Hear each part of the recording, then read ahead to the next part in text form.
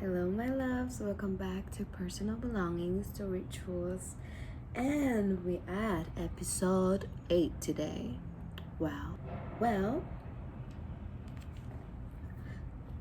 for our reading, there's gonna be the Manara Tarot and Oracles deck. And then we're gonna get a little extra spice from the Sexual Magic Oracles. Yes, sir. Let's start with this one. Let's see what's new in loveeee this week. What's new in loveeee this week? What's the message for loveeee this week?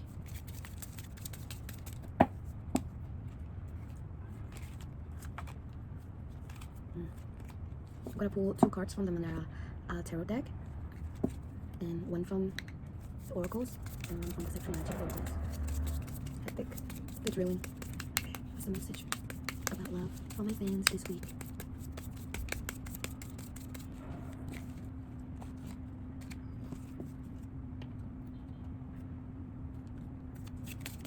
Next.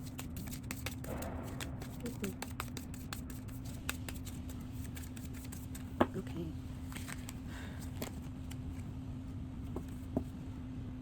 Okay, I'm pulling.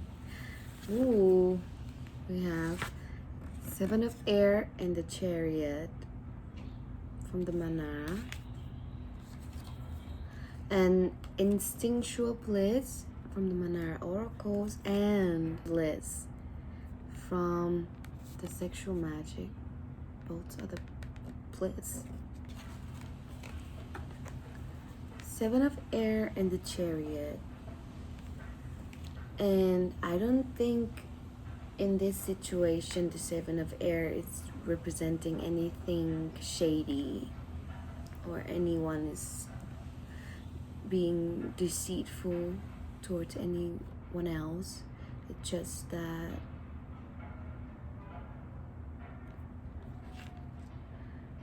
when you pair it with this one, it's almost like it's reminding you that you already know what you want. Stop lying to yourself. You don't let your old judgment cloud your opinion towards relationships and everything, right? Because here the Chariot is, look at this woman. Does she look like she knows what she's doing? Yes. I feel a sense of hiding, like you hiding, like you are ignoring, trying to ignore relationship in general because you don't want to get hurt, you don't want to be lied to. You already came home to yourself and you done your part. You know what you want now, so whatever coming your way, it's gonna be okay. Let it just naturally unfold and come into your horizon, because now you got this. See, instinctual bliss and bliss. I feel like there's somebody in the corner trying to sneak into your world, but you keep pushing them out and shushing them off because you're like, I don't want to get hurt. If you let loose a little bit and surrender to it, you will enjoy this connection. Just let yourself be. Let yourself accept love at its purest form. Yeah. Say no to bullshits, of course, but let it come naturally and let it rush over you. Let it nourish your body. You want this. Even if you give in, you're alert enough to not lose yourself. So that was the message and the advice from this spread for you. And let's continue with our book reading. As a man thinker, we are so close to the ending of this book. I think one more episode would do. Right. And last time we finished Dreams Beget Realities from chapter 6, Visions and Ideals. And today we're going to continue reading from When the Student is Ready, the Master Will Appear. In the beautiful words of Staten Kirkham Davis, you may be keeping account, and presently you shall walk out of the door that for so long has seemed to you the barrier of your ideals, and shall find yourself before an audience, the pen still behind your ear, the ink stains on your fingers, and then there shall pour out the torrent of your inspiration.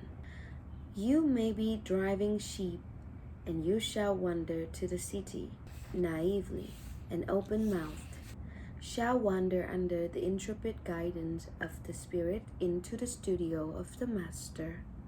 And after a time he shall say, I have nothing more to teach you.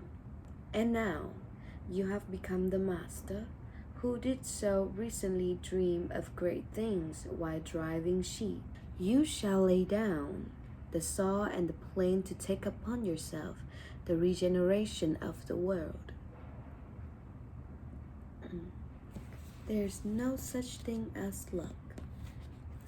The thoughtless, the ignorant, and the indolent, meaning lazy, seeing only the apparent effects of things and not the things themselves, talk of luck, of fortune, and chance. Seeing a man grow rich, they said, how lucky he is. Observing another become intellectual, they exclaimed, how highly favored he is. And noting the saintly character and wide influence of another, they remark, how chance aids him at every turn.